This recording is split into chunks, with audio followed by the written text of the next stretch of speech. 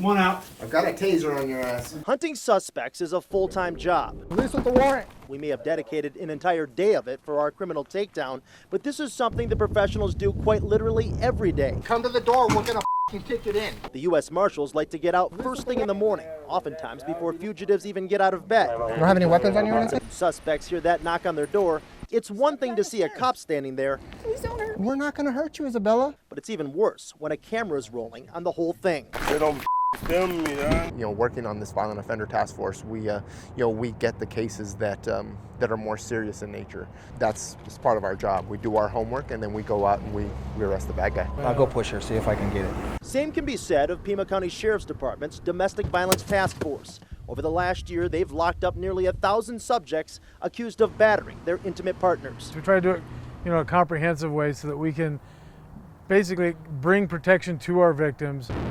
That is by showing up unannounced to make sure offenders are staying away from victims if they've been ordered to by a judge, and by tracking down those who believe they may have gotten away with assaulting somebody close to them. Here's the guy we're looking for. Yeah, Sean McIntosh, he's the one that hit his girlfriend and her daughter last night. For the purposes of our takedown, a total of 11 subjects were arrested and taken to jail. That's a combination of local warrants, federal warrants, and probable cause cases for both the Marshals and the Sheriff's Department. Late this afternoon, our cameras were rolling as Christian Francisco Bracamonte returned home only to be surrounded by officers.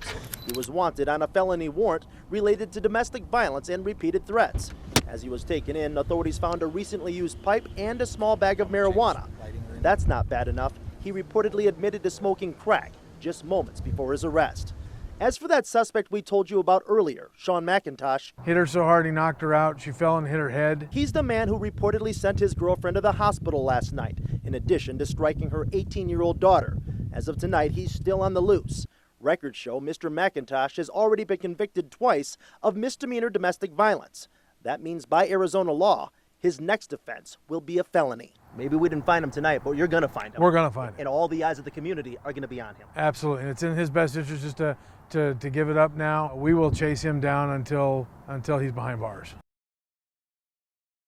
That's because the Sheriff's Department has pretty much reinvented the way they investigate domestic violence. In the past, many of these cases were handled almost like civil infractions, a simple slap on the wrist in which couples were separated briefly and told to iron out their differences or there might be consequences. You called in reference some threats he'd made over the phone. Today, those consequences are very real. Rather than waiting for a victim to call 911 after yet another blowout, the Sheriff's Department shows up unannounced, making sure the offender is not there. In most cases, he or she has been ordered by a judge to stay away from the victim and the residence where this occurred. If that order is ignored, even without violence, that offender is going to jail. It's basically, we're trying to take protection to them. Be proactive, not let them be re-victimized, not let them fall back under that spell of power and control. So they go out to the scene of a crime, they'll talk to the victim about the services available, but they'll really encourage the victim multiple times to access the services and follow through with that. Hey, 1273, we got media right along today. While we're dedicating all of today to taking down criminals, this is what law enforcement agencies do every day. And nobody's better at hunting fugitives than the U.S. Marshal Service. We have agents and deputies that have done their homework. Let me see your hands. As part of our criminal takedown, we rode shotgun with the Marshals as they staked out neighborhoods, tracked down leads, Police with the warrant. and banged on doors looking for wanted subjects. You don't have any weapons on you or It's a anything? painstaking process that doesn't always yield results. Date of birth of 8/20. Patience is key for every marshal, knowing that dead ends can sometimes lead to new intelligence. The last time you seen him was at 4 in the morning. When they do get that feeling they're getting close, their training and adrenaline takes over. Go to the door now. Because in most cases, they're right. Step down the stairs. Please don't hurt. We're not going to hurt you, Isabella.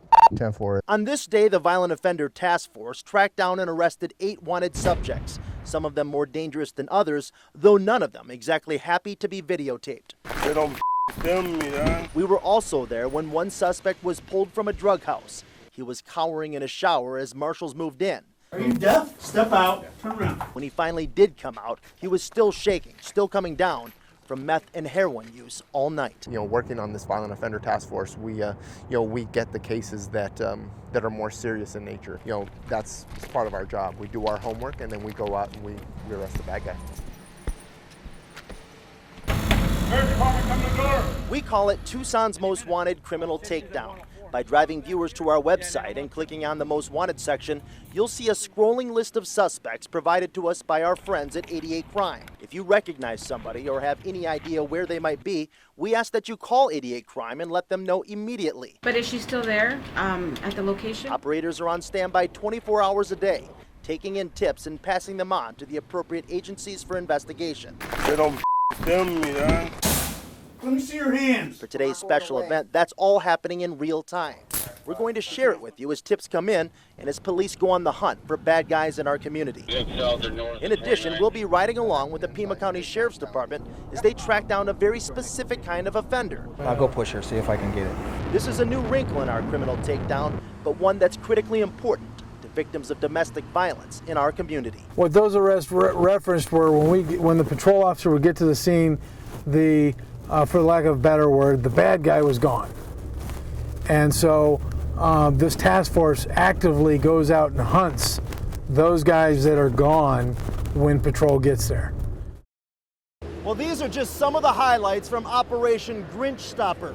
197 arrests, 288 warrants cleared. And as you can see, it's for a whole host of crimes and pretty much everything you can think of. This is a multi-agency investigation and takedown spearheaded by the U.S. Marshals. And they were gracious enough to take us along for the ride. Turn on Cherry.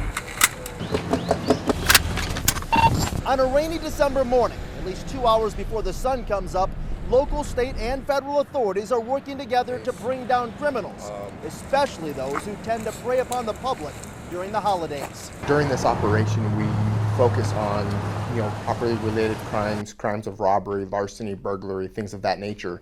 Hence the name of the operation, Grinch Stopper. An inside look behind this very special holiday deployment and just how successful this year's Operation Grinch Stopper really was. That story's coming up on KOLD News 13, live at 5. Until then, I'm Sol Messias reporting from the Northwest Side for KOLD News 13, live local, late breaking.